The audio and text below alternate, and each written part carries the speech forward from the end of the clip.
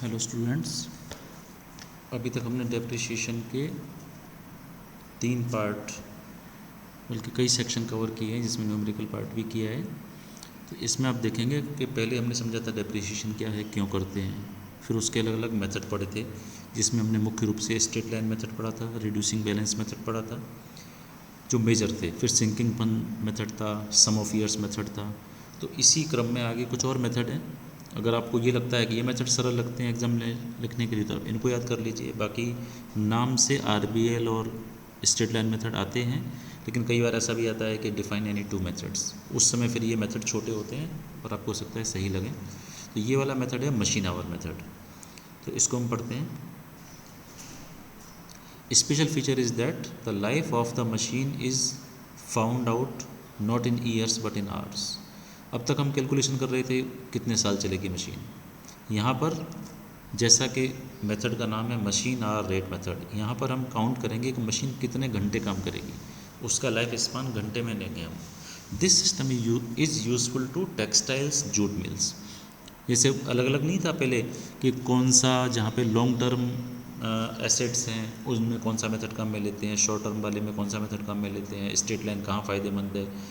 ये इस टाइप की इंडस्ट्री में जो रियल एस्टेट था या पेटेंट था, वहाँ पर अपन अलग मेथड काम में लेते हैं। तो उसी तरीके से टेक्सटाइल और जूट मिल्स में वो मेथड भी काम लिए जा सकते हैं। पर ये मेथड चूँकि इसमें मशीन की लाइफ ज़्यादा इंपॉर्टेंट होती है कि मशीन लगातार चलती है, 24 आवर्स चलती है, कि इसने कितना कपड़ा बना लिया, कितने घंटे काम करेगी। तो this system is useful to textiles and jute mills etcetera. इसमें डेप्रिसिएशन पर आवर निकाला जाएगा, उनमें पर ईयर निकलता था। Original cost of machine minus scrap value.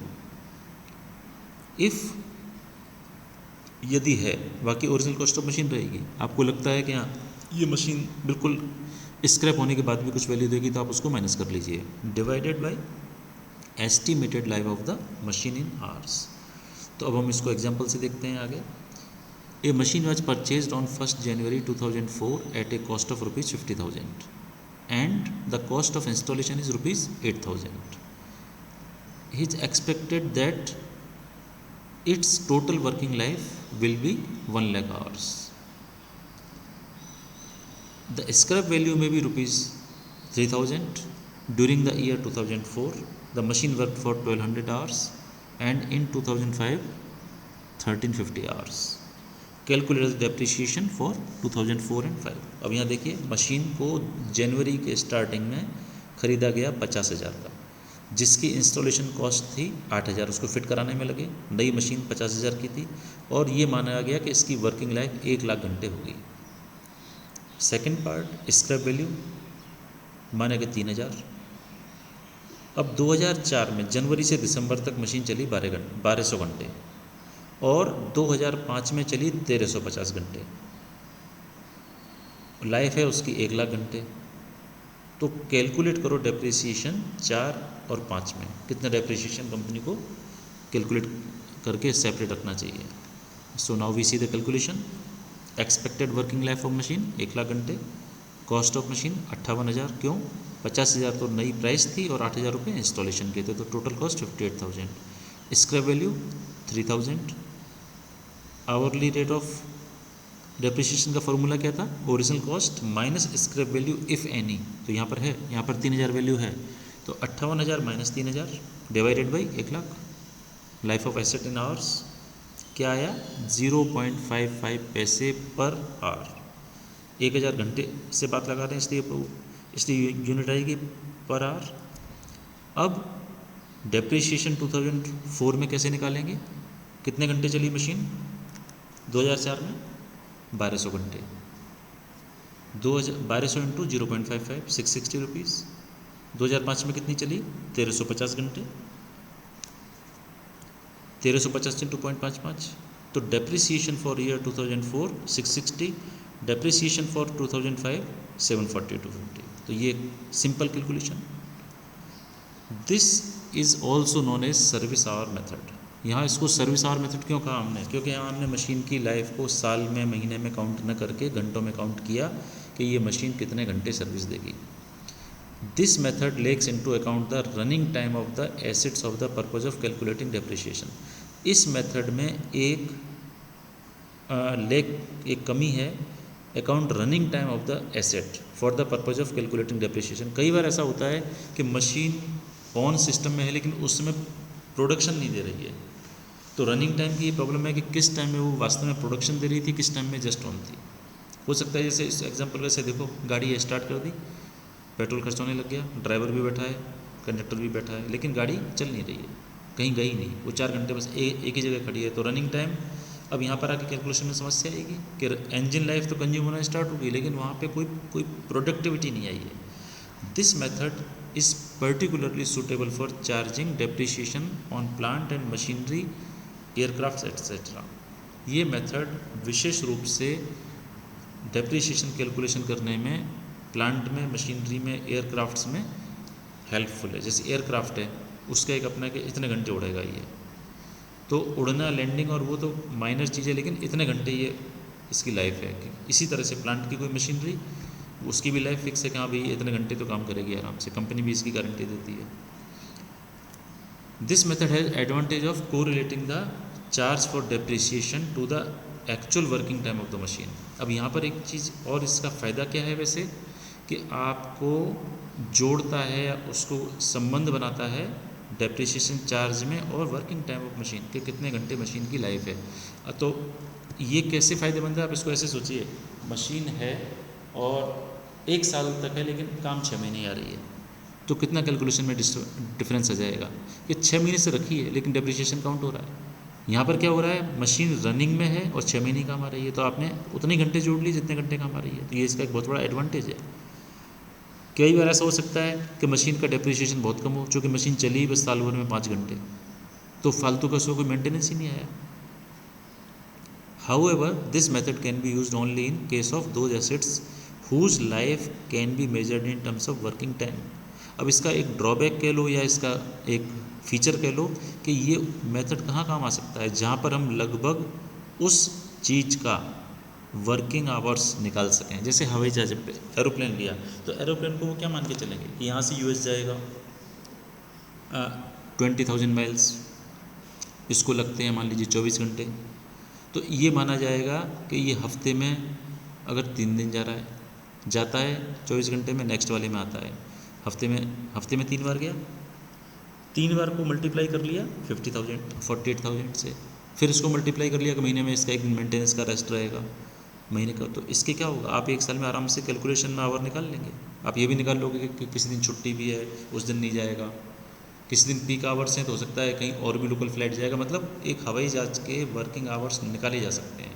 किसी मशीन के काम करने के फैक्ट्री में आवर्स निकाले जा सकते हैं कि हाँ 8 घंटे की शिफ्ट है, 7 घंटे मशीन चलेगी, तो पूरे दिन भर में 21 घंटे चलेगी, महीने भर में इतना चलेगी, तो उसकी फिर लाइफ निकल आई, तो ये वहाँ पे सूटेबल है। Under this method it is assumed that amount spent in the purchase of the asset is an investment which should yield interest। इस मेथड के अंदर जो परचेज का अमाउंट जो लगाया जाता है वो एसेट के रूप में माना जाता है कि इन्वेस्ट किया हमने इस मशीन में और हमें इसका इंटरेस्ट मिलना चाहिए, वो भी इसमें ऐड करेंगे। The amount of depreciation is to be charged every year in such that in spite of assets being debited with interest every year the asset is reduce to 0 और इट्स रेजिडुअल वैल्यू। इस method के अंदर, sorry मैं आपको ये बताना भूल गया कि ये मशीन आवर मेथड तो यहाँ एंड हो गया था, यहाँ पर आप वर्किंग टाइम जिसका निकाल सकते थे। जो सेकंड पार्ट है एन्युटी मेथड, अब इस मेथड में क्या था कि ये जो मेथड है इसमें जो अमाउंट है स्पेंड किया है उसके परचेज में, उसको इन्वेस्टमेंट मानेंगे कि हमने 5 लाख की मशीन ली तो हमारा 5 लाख रुपए का सेविंग है जो हमारे पास पड़ा है, अब इसके ऊपर इंटरेस्ट कैलकुलेट करेंगे जो कि इंटरेस्ट आना चाहिए। Amount of depreciation is charged every year, हर साल उसको कैलकुलेशन करेंगे इस तरीके से कि वो हर साल के इंटरेस्ट में जुड़ता जाएगा। And asset is reduce to 0 जब तक कि उसकी वैल्यू एसेट की 0 ना हो जाए। Amount of depreciation is calculated from the ready annuity tables. ये मेथड का न्यूमेरिकल हो सकता है नहीं आए, कारण क्या, ये टेबल बेस्ड है, तो ये आपको जस्ट एक जानकारी होनी चाहिए। Amount of depreciation annuity tables होती हैं, उनसे कैलकुलेशन किया जाता है। Amount of depreciation will be different according to the rate of interest and the life time of asset की लाइफ टाइम अलग अलग है, रेट ऑफ इंटरेस्ट भी अलग अलग है, तो उसके हिसाब से डेप्रिसिएशन भी अलग अलग आते हैं, तो वहाँ पर ये एन्युटी टेबल्स काम में आती हैं। Net burden on the profit and loss account goes on increasing after year. अब इस वाले मेथड के अंदर जैसे आपने देखा होगा कई मेथड में शुरू में डेप्रिसिएशन ज़्यादा है, बाद में बहुत कम है, किसी में पूरे में कांस्टेंट है, किसी में शुरू में कम है, बाद में ज़्यादा है।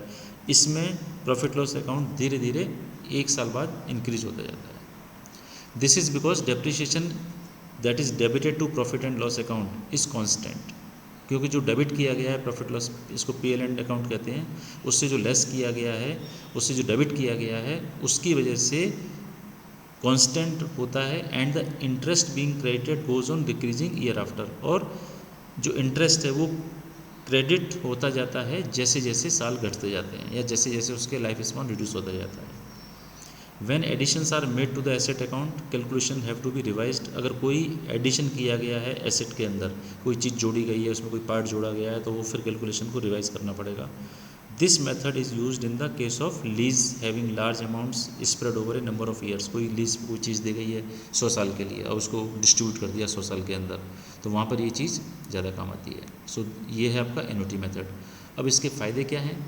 Amount of depreciation to be charge is ascertained from annuity tables. अपन ने देख लिया एन्युटी टेबल्स काम में आती हैं, इसलिए ये मेथड साइंटिफिक है। This method provides for recovery of invested capital along with interest. इसमें मेथड में क्या हो जाता है कि आपने जितना पैसा लगाया है विथ इंटरेस्ट उसकी रिकवरी का प्लान इसमें शामिल हो जाता है। इसलिए ये इसका एक बहुत बड़ा फ़ायदा है कि हमें पता पड़ जाता है कि हमारे इन्वेस्टमेंट में से हमें पैसा आ कितना रहा है। This method is most suitable to such asset which require heavy initial investment. ये मेथड सबसे ज़्यादा सूटेबल उन केसेस में, उन एसेट्स के लिए होता है जिनमें शुरू में बहुत हैवी पैसा शुरू में लगा होता है, वहाँ के लिए ये बहुत काम का है। अब इसके नुकसान क्या है?